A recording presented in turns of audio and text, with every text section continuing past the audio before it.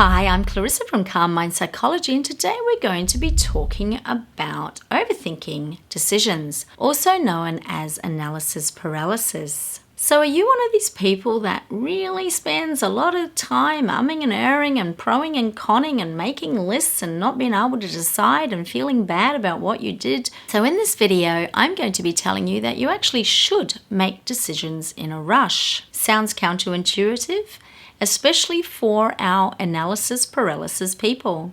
So if you're curious, please watch on while I explain.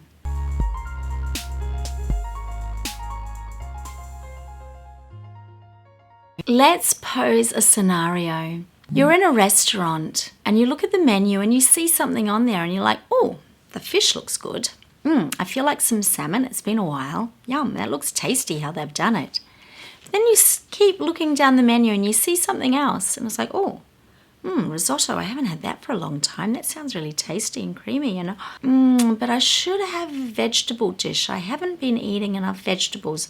I probably should order the salad. It's better for my diet. And oh wow, look at the chicken. And on you go. So then you keep going back to the first one that really caught your eye and jumped out and looking at the other ones. So what do?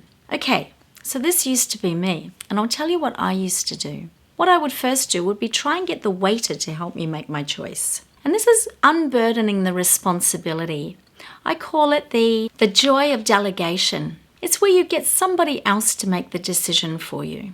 So I'd ask the waiter, what's best? What do most people enjoy the most? Oh, the salmon, madame. Easy. I was down for the salmon in the first place. Now, if they say the chicken, and then I say, what about the salmon? And they're like, then, well, okay, maybe I'll be swayed toward the chicken. But I would still have been a little bit torn. So my next trick would be to try and maneuver whoever I was with, hopefully somebody very close to me, into choosing my second choice. Then I didn't have to experience the FOMO, the fear of missing out, on my other option. I actually got to sample both of them. So this is one way of avoiding that horrible feeling that we've made the wrong decision, which is exactly what we're trying to avoid when we can't make a decision. If we've got more than one or two choices, in fact, the more choices we have, the more likely we are to become overwhelmed and give up, and hopefully, if we can, defer our choice to someone else or not make a choice. This is a common phenomenon that we know happens with dating apps when there's way too many people to choose from, so people either make a hasty decision or they end up backing out of the app and not choosing anyone, or when there's too many things on a supermarket shelf, too many things on a menu. It is the burden of choice. We actually have too many choices these days. And we're also driven by the idea that we can have anything. So we are actually more likely to become disappointed if we even choose something that we are kind of satisfied with, because we always know that there are so many more options. Now we can see what a problem this can be with dating because people don't persevere and hang in there. We can see what a problem this can be with many things. A meal is very short-lived. A purchase isn't. A choice of which course or university or job or house to live in is also difficult. Things that are going to affect our lives. So what we do is we decide that we're going to make a list of pros and cons. That's your classic analysis paralysis strategy, right? You get out, and I've done this so many times. Have you done this? I've done this so many times. In my life, I would get out a piece of paper and I would pros and cons and, this much is on this side and this much is on this side. Now, I want to tell you what happens with that. So let's go back to the example of the restaurant. There's always something that jumps out at you strongly. There's always something that catches your eye first. But then you go through all of the other options and you're like, okay, choices, options. I better make the right choice. So that's where the piece of paper comes in. There's a list of the pros. This is why I should choose this particular thing.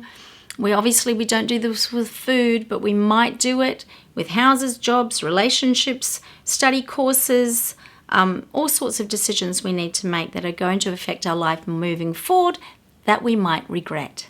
So these days, I don't do many lists of pros and cons at all. And that's because I've learned from people who make decisions well. So I'm going to tell you another story. I went away once. I went to a festival, and it wasn't something I would probably ever go to again, and it was a rare thing to go to, and I was very happy and excited to be there. And I went with a friend who was a very successful, decisive person who fits a lot into her life, a highly creative, driven, successful woman. And what I learned from simply that experience was how much time I wasted making up my mind. So we're talking about a simple act of what I would wear. What am I going to wear when I go out? And what I saw was this person that I was with. Not only was she organized, but she simply threw something on and went. It was that easy. Meanwhile, I'm back in the accommodation. Shall I wear this with this or that? Or do I feel comfortable? Or how does this look right? This. That's exactly what I do.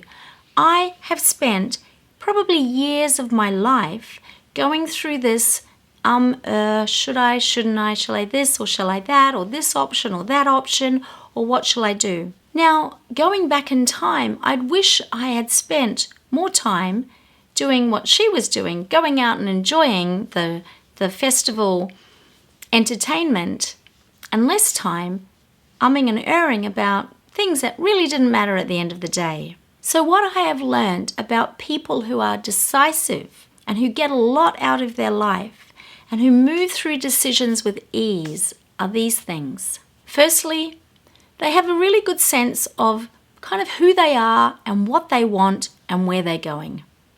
It's like their goal is forefront. My friend's goal was to have a good time and to make the most of the experience. Now that was my goal too, but it wasn't that clear. Like I hadn't really set that as a goal. It was kind of like, oh, I'm going to this thing. How amazing. But people who are very decisive, they move at a certain pace. They have a momentum going. I suffered from inertia.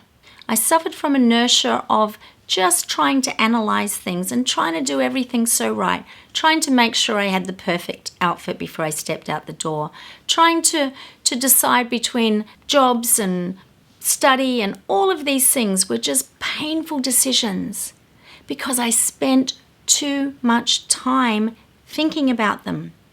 But the point was I always had a sense in the first place of what I kind of ended up with, what I wanted. Haven't you done this? You've thought, I've got to go to this thing. What's the appropriate dress code? I think I'll wear that little black dress. But I've got the red one. Oh, the blue one. What do you end up wearing? You probably end up in the black dress. You probably end up in the pants that you were going to wear that you always wear everywhere because they're comfortable. But people who put too much emphasis into the decision-making process are not only afraid of making the wrong choice, but probably have too much time on their hands. They're not in motion. And this is why I am telling you that you are probably better off making a decision on the fly, in a rush, because you have a momentum. Your other option is to get stuck in the inertia of the analysis paralysis, of the umming and the erring, of the pros and the cons, and not going with your first instinct or leaning. Now, I want to say a little bit more about this, but let's look at the people that do this well. They are usually high-functioning, achieving people who kind of know who they are, they know what they want, and all they need is almost enough information to make the decision. They are happy to take the gist of information and go, right, okay, that's what I want. That's where I'm going. It's like that motto, if you want something done, give it to a busy person. When you are in motion, you keep going in motion. It's called momentum. You've got a roll going, and it makes it easier for you to not sort of freeze and stop and go, You just you're okay with things not being 100% perfect. You trust yourself enough to go, right, okay, that's fine, that's good enough. Let's just go with that. You have enough data to make a good enough decision. as opposed to the person who wants all of the data to make the perfect decision so that they will never lie awake at night thinking about what they could have chosen, because they have the time to do that. For the other kind of person, that moment's gone. They've got more things to move on to. I was posed an experiment once by someone I was working with, and they said to me, okay, so your project this week is to move faster. It wasn't meaning like I have to zip from here to here like, like a superhero. It was that I had to make snappy decisions. I had to keep moving. I wasn't allowed to sit around and do things slowly. If I was going to go to the supermarket, the first thing I saw, that was what was going to be bought to be cooked for dinner. If I was going to go somewhere, I was just going to get in the car and go, just put whatever on and go. And I really enjoyed this. I found it to be very effective, because what I found from that is once I had the momentum going, I didn't have time to sit around and and navel gaze. Malcolm Gladwell in his book Blink talks about this a lot. He talks about how we can get a gist of a situation, and he doesn't necessarily use these words, but it's kind of like there's an intuitive gut sense. Like we kind of see the whole picture and we go, that. But what happens next for some of us is that another part of our brain pops in and goes, you sure about that? You sure you want that? And that's where we get stuck. By listening to that voice of doubt or analysis or checking, or you should write a pros and cons list about that, that's where we get stuck, because what will happen then is we give ourselves more options. You can make a pros and cons list as long as you like. Go ahead, try it now. Like if you've got a decision to make right now, your pros and cons list can go on forever. Now, what you may learn from that is that no matter how many pros you've got, if you don't want to make the decision for that thing, you are probably going to end up throwing the piece of paper or the pros and cons list in the bin and going with what you really want, but you're going to feel uneasy about it because you've just written all these pros lists, but you're going with the cons, you're going with the side against the thing, but you're going to choose that. So you're going to have a higher chance of having an ambivalence or a regret around that decision had you just gone with that generalized feeling. But when it comes to a decision that we need to make in our lives, I feel that intuitive gut feeling is really valuable. Now, we've talked about making decisions in momentum, like things just happen, right? You're not going to make a decision to move across the other side of the world on that thing because you've got too much planning to do. But you can make a decision to go out, to get that stuff that you've been meaning to get for a while, just sort out the mess and put some things in action. And this can feel good. It keeps you going. We do need to keep moving forward because the alternative is crippling. The stuckness of staying in this umming and erring place is what makes us more doubtful of ourselves, because we don't get to move out and make the maybe mistakes, maybe the right choices, or just keep flowing. Our life stagnates. So I advise, if there's something that isn't too high stakes, and you might be saying, well, everything's high stakes. Well, it's not. I can guarantee you that if you think about it long enough, with so many options, that most of us can find that what we've chosen can lead to some form of dissatisfaction because we had too many other choices. But with that awareness, we can go, right, okay, so I would have been dissatisfied if I had chosen that, or that, or that. I could have ended up with the same level of dissatisfaction. Okay, fine. But if you're moving in a flow and you're moving with a momentum fast enough, if you're thinking fast, not too slow, if you can get the gist of what you want to do in a blink of an eye, then my advice is roll with that. Try it out. Just see what happens if you just go, right, I'm going to here, there, do this, do that, do this, and see how it feels to break out of that cycle of the paralysis of the analysis. Because there's always going to be two parts of you in there. There's going to be the part that actually goes, yes, And there's going to be the part, and see how I did this? Yes, it's from the gut, it's from the heart, right? It's from the body sense. It's that general feeling. And sometimes we get this generalized feeling that we can't quite put our finger on. And that's what makes us start to question it. Because we can't put our finger on it, we start going through all this. Are we right? Are we wrong? Should we do that? Should we do this? And then we get stuck. And we still might want to make that decision, but now we're even more confused about why. But if you allow yourself to flow in the motion, if you kind of make a decision in a rush and get that flow that successful, creative, forward-thinking, effective people have, and see how your life rolls on forward. If anything, it's going to break you out of the cycle of stagnation and save the time wasted on the inertia, where you just end up grinding to a halt and can't get moving again.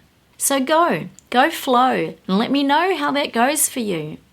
So I hope you've enjoyed this video. If you did, hit the like button, subscribe. I've got lots more to say about decisions actually. And I hope you have a nice, flowing, forward-moving day.